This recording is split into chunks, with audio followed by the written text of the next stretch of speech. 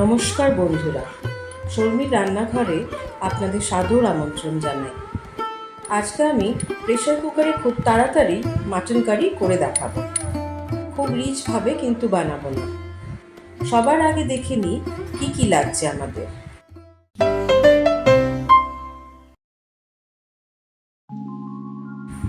আমি এখানে 1 কিলো 250 গ্রামের মতন মাটন ধুয়ে নিয়েছি। এবার এই মাটনটাকে ম্যারিনেট করে নেব। প্রথমে নুন দিলাম, জিঞ্জার গার্লিক পেস্ট দিলাম, হলুদ গুঁড়ো,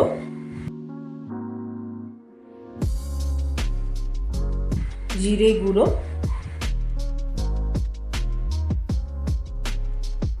ধনে গুঁড়ো,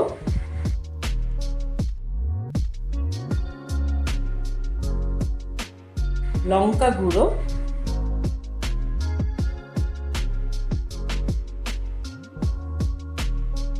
এবং কাশ্মীরি চিলি পাউডারও দিলাম। আমি এখানে একটু মিট মশলা দিয়েছি, আপনারা যে কোনো কোম্পানির মিট মশলা দিতে পারেন।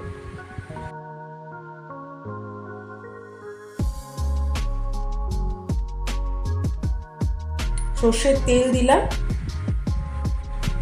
দুটো মিডিয়াম সাইজের পেঁয়াজ চপ করা,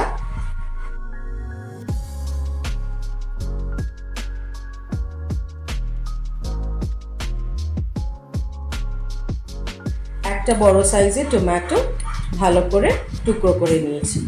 এবারে সব কিছু দিয়ে মাটনটাকে মিক্স করে নিচ্ছি। মিক্স করে 15 মিনিট এটাকে ম্যারিনেশনের জন্য রেখে দেব।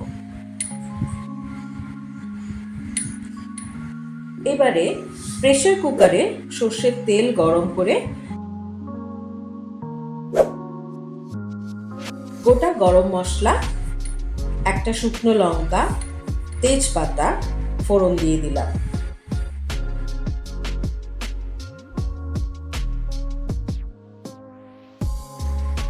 ম্যারিনেটেড মাটনটা দিয়ে দিলাম।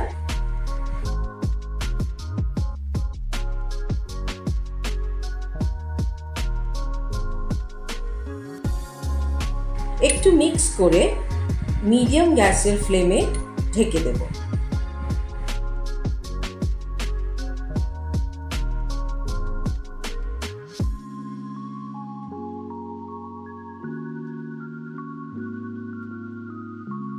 পাঁচ থেকে 6 মিনিট পর ঢাকাটা খুলে দেখব।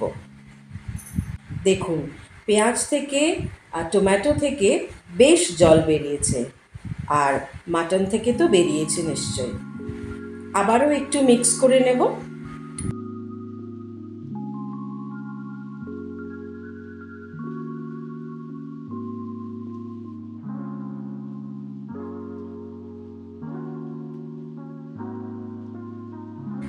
এবারে 2 থেকে 3 মিনিটের জন্য ঢাকা দিয়ে রাখবো।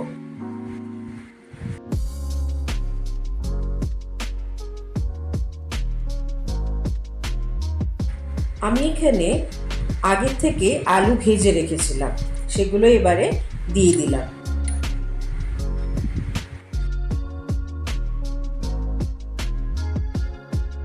আলুগুলোকে মাটনের সাথে মিক্স করে এবারে গরম জল দিয়ে দিলাম।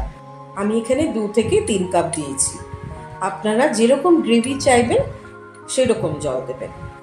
এই সময় নুনটাও একটুখানি চেক করে নিতে হবে, যদি কম লাগে স্বাদ মতন দিয়ে দেবেন।